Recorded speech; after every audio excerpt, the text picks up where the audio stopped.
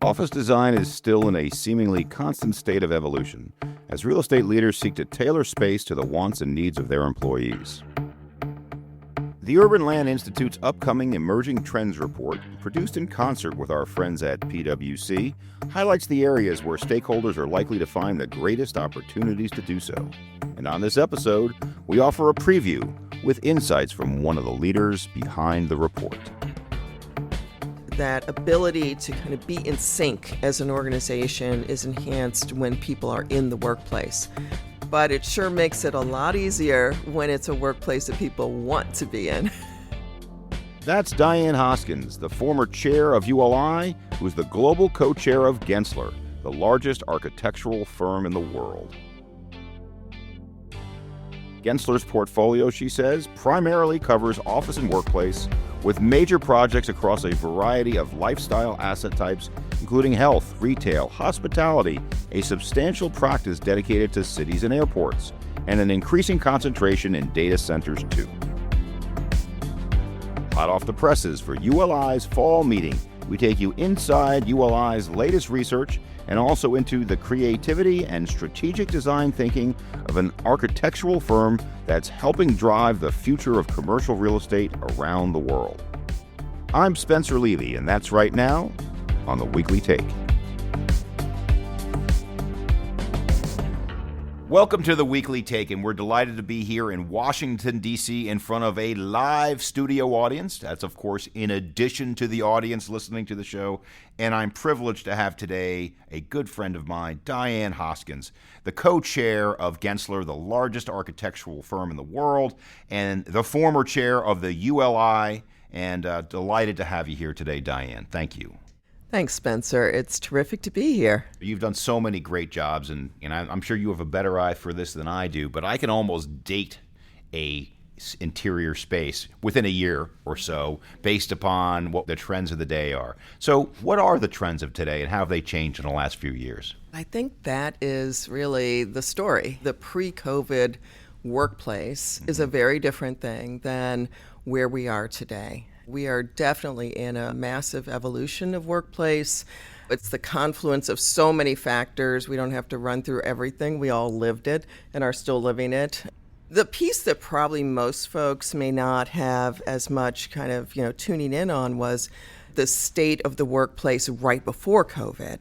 Prior to COVID and Gensler, we created a research institute about 20 years ago and have been doing surveys of the workforce across the United States and, frankly, now in 14 different countries and 56 different cities, and looking at really what are those trends and what's happening with people's experience and also their ability to get work done, which is kind of the fundamental purpose of the workplace. And what we found was just kind of ironic. We did the survey in November of 2019 and, releasing it at the very beginning of 2020, right prior to COVID. I mean, the news on the workplace was pretty dismal.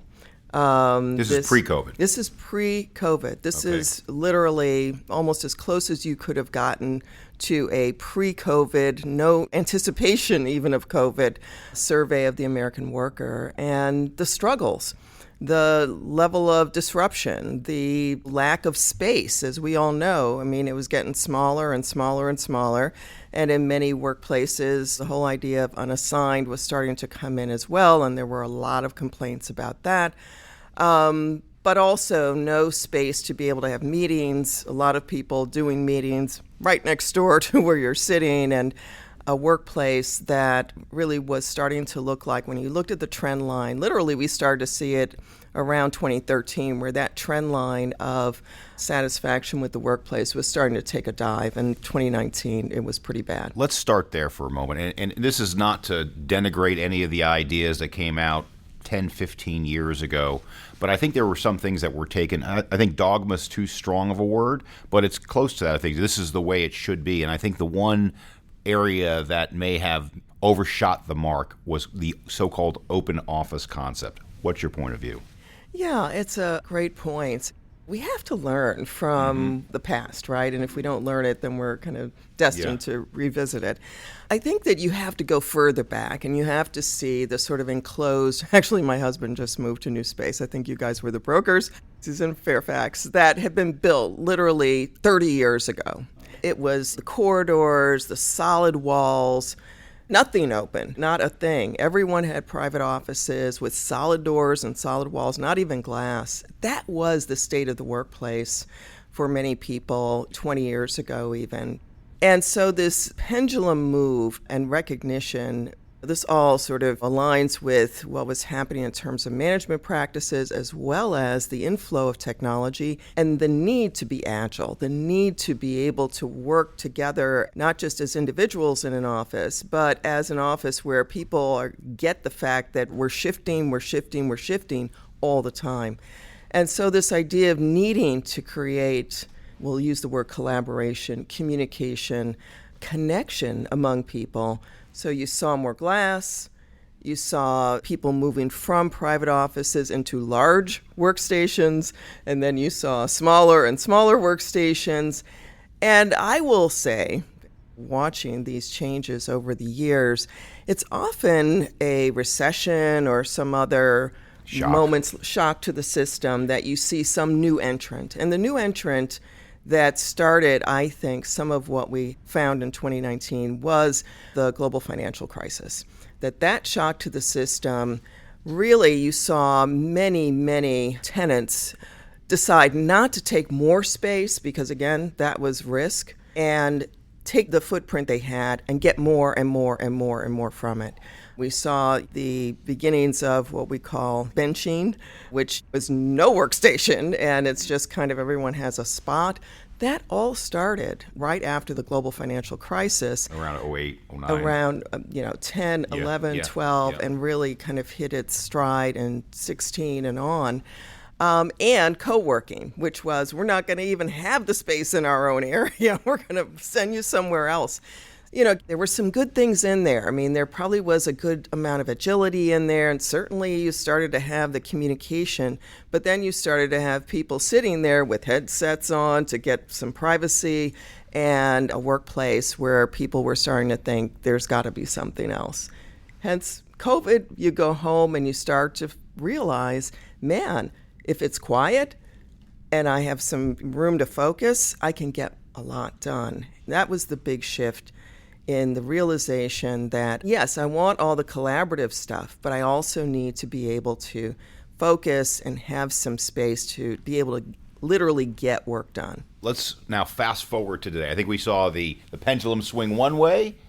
Now the pendulum swinging back because of COVID. What are some of those structural changes that you're seeing today? I think the first really important message is one size does not fit all. And one solution is not for everyone.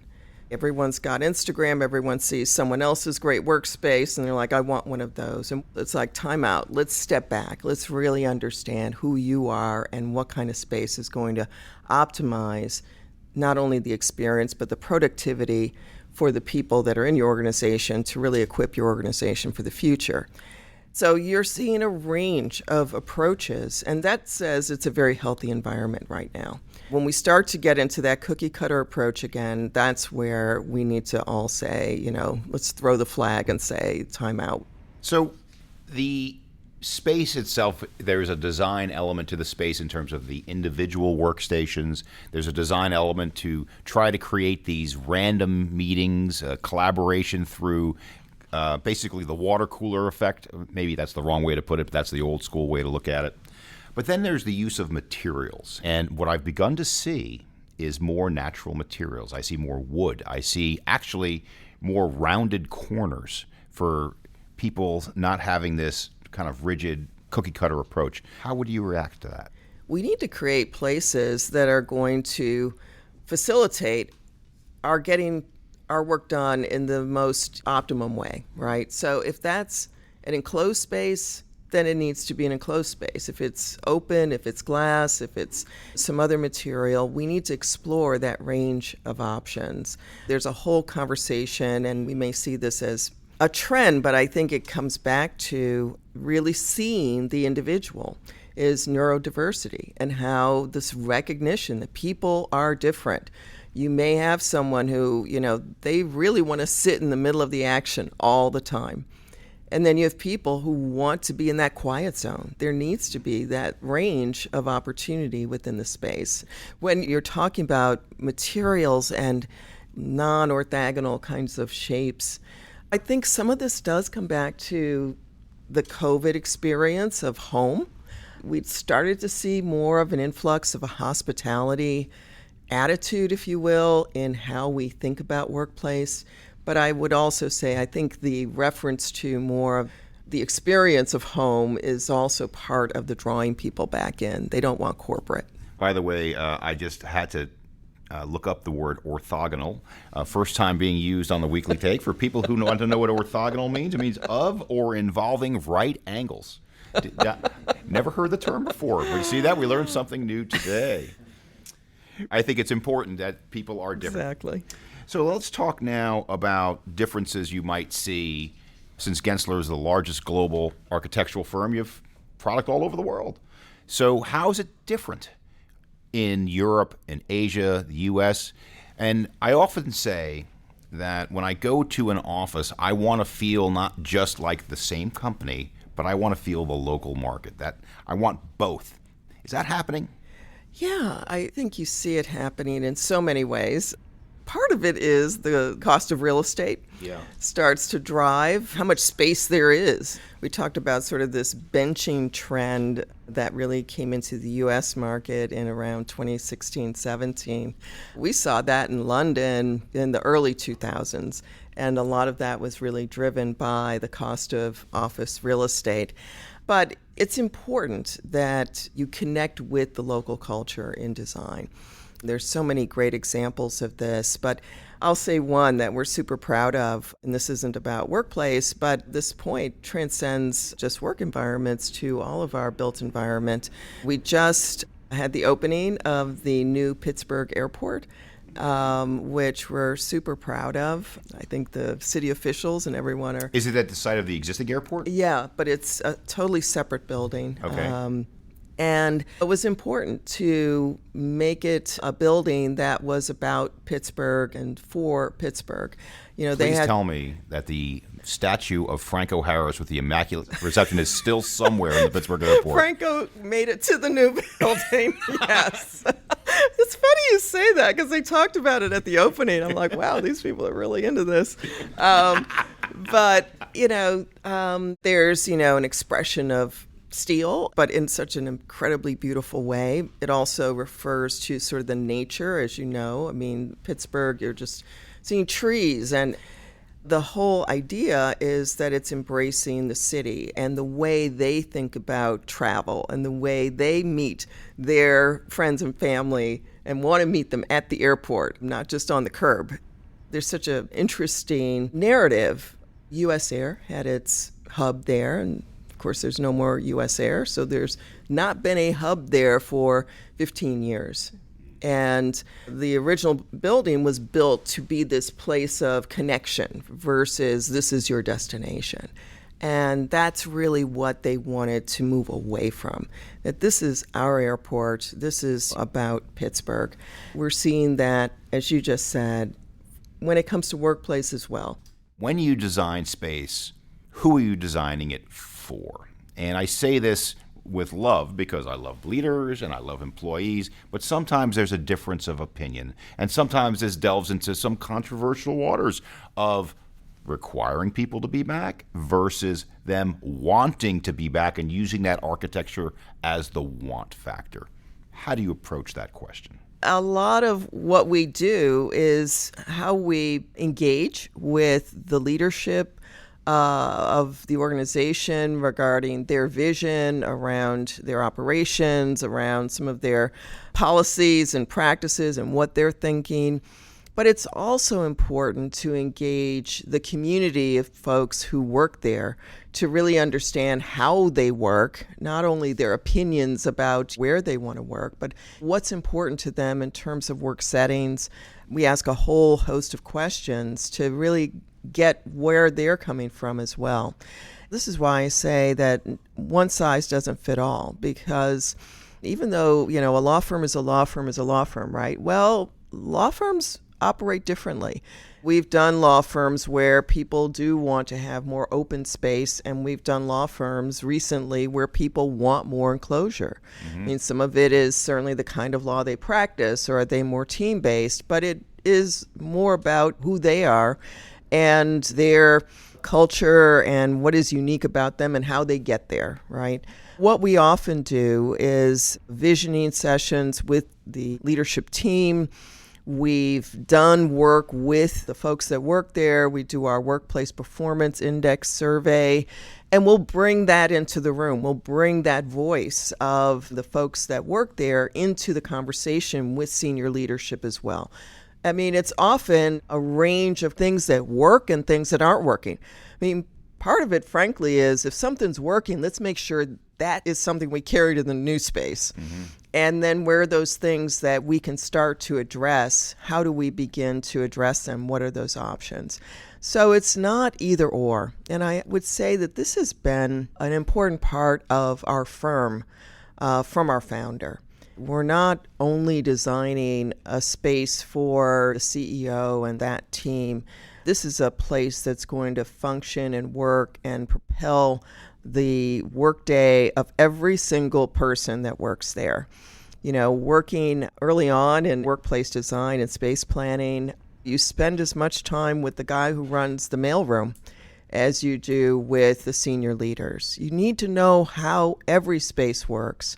An organization, all of the community of experience that manifests in the culture comes from how everyone is showing up and how everyone is feeling like this was designed with me in mind.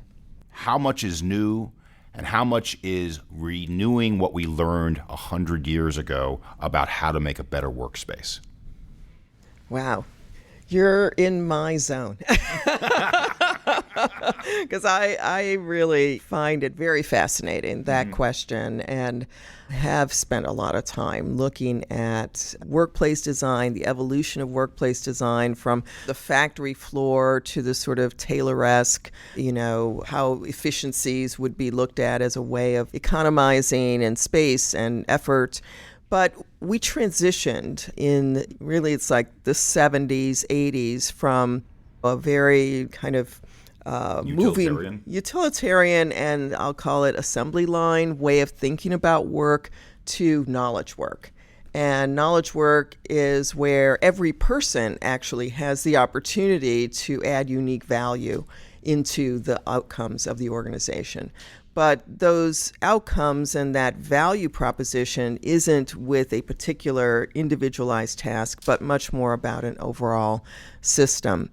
I say that, and to answer your question, because, there are some fundamental differences between work 100 years ago and today, and really because of that, and this idea of parcelization, or is it something that is more an outcome of a group and a department. But when you go even below that, you're still dealing with people and that human being. What drives, what motivates, what makes people give more than just that 8 hours, punch that clock?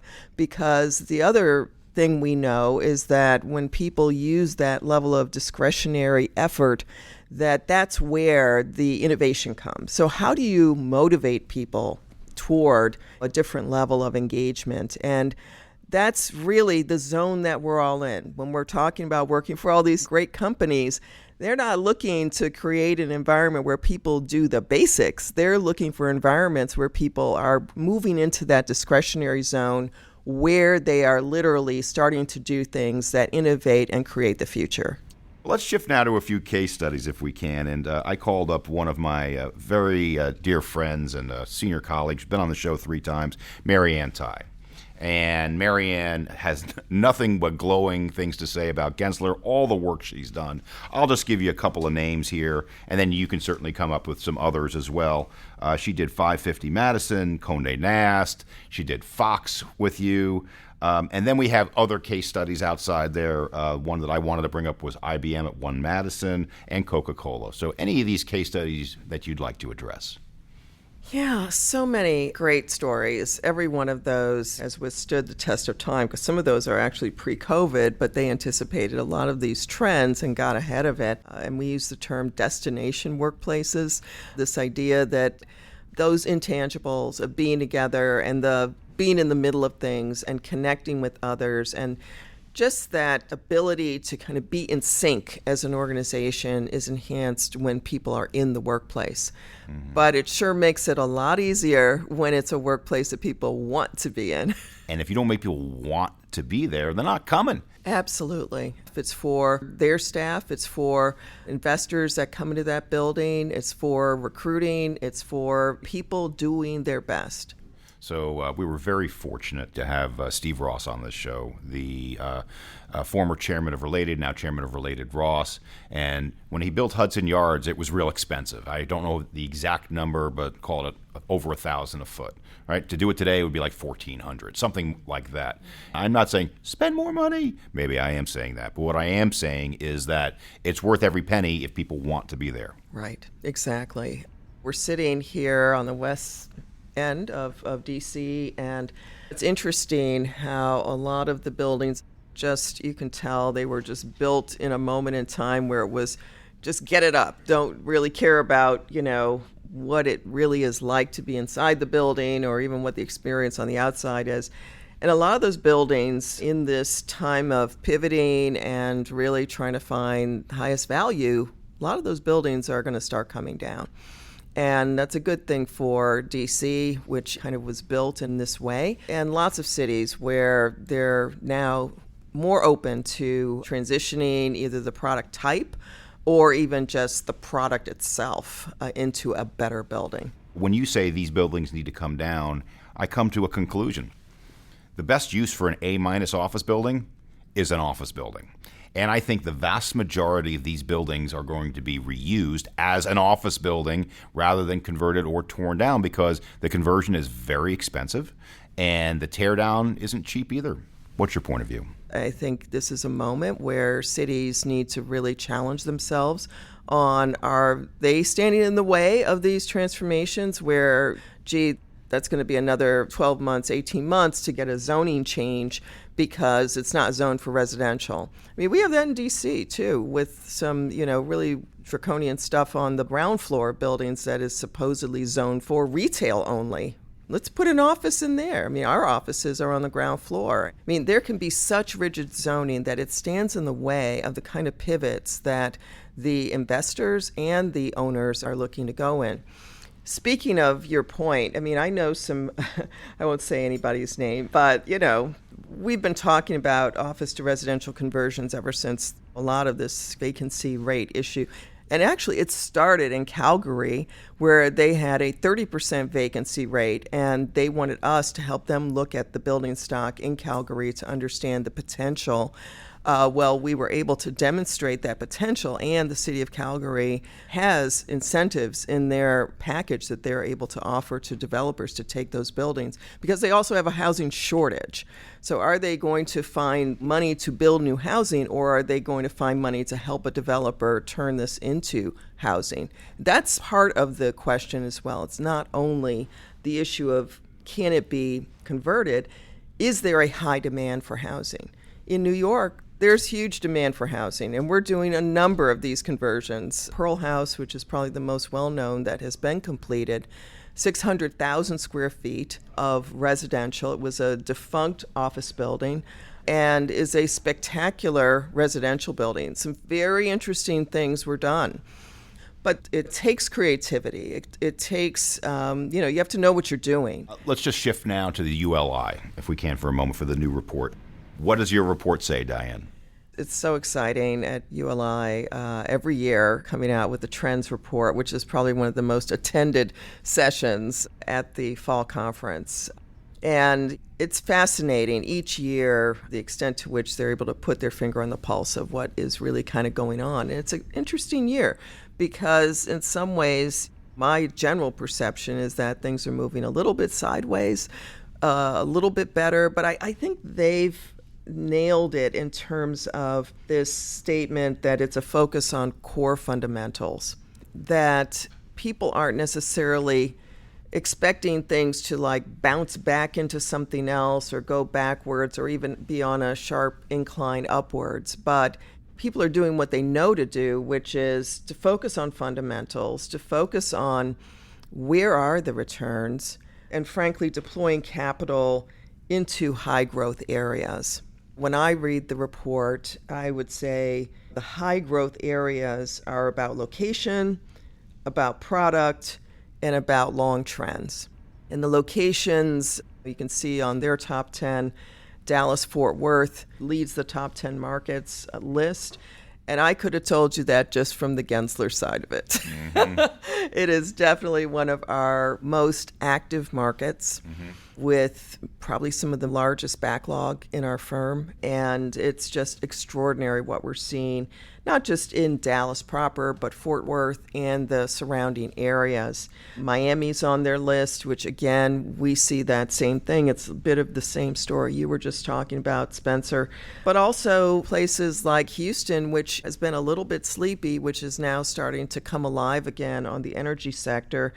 And of course, on their list is also Manhattan, which for our firm, we're seeing just extraordinary opportunities. We just talked about JP Morgan Chase and the completion of that massive project. But there are other large, significant projects that were all dormant 2 years ago, 3 years ago, and that market seems to really be alive. So if that's the capital going to locations, it's also going to certain products. Since this will be coming out when this report is published, here are some of the cities that just pop out. Dallas, you mentioned Dallas.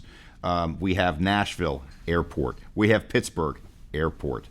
San Francisco Airport. I mean, it's not a coincidence here. There are 4 of these cities here on both the top 10 markets and then the, quote, major jumpers just redid their airport. But also, many of them have either what I call durable demand drivers. That's why the New York metropolitan area must show up 4 times here, from Manhattan to Brooklyn to Jersey City to northern New Jersey. And then you see all of these California areas showing up: Orange County, San Jose, San Francisco. Why? Why do these things consistently show up? They consistently show up. They still have great infrastructure. They have human capital. They have money capital. They have the cool factor, the great restaurants, the great art scene. And it's no surprise that they keep coming back. Now, some of the cool is the old and the new. But I think that knowing what that new is the key to keeping these cities fresh. Absolutely. I love the list of the major jumpers. I think it is sort of this hope also. You know, we were all kind of bemoaning San Francisco. And I think it's a reflection of everything you just said, but also the green shoots of basically the AI sector, the new companies that are growing, whether it's OpenAI, who is taking tons and tons of space, or even some of the longer standing companies that now are shifting toward their initiatives around AI. I think we're seeing job creation around AI now, which, you know, again, is going to be kind of San Francisco's future. But I'm super excited to see Chicago on the major jumpers list. I'm from Chicago, and it's a great city, one of the greatest cities in the U.S., and clearly there are some fundamentals there that are playing into its resilience. I actually typed into AI what represents good office space, and it gave me an answer. And it said ample natural light, ergonomic furniture, flexible layout, biophilic design, maximum natural light. So I'm not saying good stuff. See that this AI thing might have something to it, right? But how do you see AI influencing your work? Well, it's not exactly what you were saying. It's not quite like abstracting leases. Yeah. It is extremely helpful in creating visualizations. Yeah. What we have done in the past for doing a new building or a campus or something, because it is very, very labor intensive to do the kind of photorealistic drawings that everyone loves, it gets outsourced to folks in other countries all over the world to do that work. And now AI actually can not only do it quicker, it allows our designers then to interact with those visualizations and make the changes and try other options and iterate, as we call it. And you can iterate right in front of the client. The client's like, I'm not sure, maybe da-da-da. You can actually have it make that change. And now we're creating agreement and alignment, and the client's feeling confident about it's what I want, rather than, well, we'll come back in 3 weeks with a drawing for what you just said. They're seeing it and they're like, oh, that's great. Or, maybe not. Let's go back the other way. But I think it is enhancing the visualization of the ideas. Frankly, design only can happen in the time frame that is allowed. We can do more design in that time frame with AI. Looking in your crystal ball now, 5 years from now when we're doing this podcast, what do the cities look like differently than they look like today? Yeah, I love that question. I think the cities are better. I really do. I think this focus on transformation, as much as it might be at the edges, I think it is permission to turn a A- building into an A, or a C building into a Resi, or something else into something else. I think this idea of don't be satisfied with what you have, whether it's the workplace or it's the building. We can do something about this and frankly create value while we're creating better experiences and places where people can connect. Last question. Your personal story. There's a lot of people who are going to be impressed by being the co-chairperson of Gensler, being the former chairperson of the ULI. What do you say to those people? How do they become the next Diane Hoskins? I think we're all great when we work on things that we love and that we're interested in. And I love architecture and design. I have since I was little. When I started, I worked for Skidmore, Owings & Merrill, and then got to do some interior stuff and found I really loved that whole design of workplaces, because it really connected to the people and the company and the goals of the company and the why. I just feel like if we dive into the things that we're interested in, we're excited by, we love it, we want to do it, it's your word, right? You want to do it. It just propels you as a person. So I would just say, we're all going to have great careers and great opportunities to make a difference when we use those God-given talents and interests into things that we're excited about. Well, if you love what you do, you'll never work a day in your life. On behalf of the Weekly Take, what a privilege to have Diane Hoskins, the co-chair of Gensler, largest architectural firm in the world, former chair of the ULI, and a great friend. And I thank you for coming here today to CBRE in front of this great audience. Thank you, Spencer. Great to be here. Great to see you. For more trends and market analysis, check out our website, cbre.com/theweeklytake. There's related content, including a wealth of archived episodes that feature investing and other insights across the real estate spectrum. You'll also find our recent State of the Market for Q3 with CBRE's Global Head of Research, Henry Chin. So check that out and join us again next week for more. Thanks for listening. I'm Spencer Levy. Be smart, be safe, be well.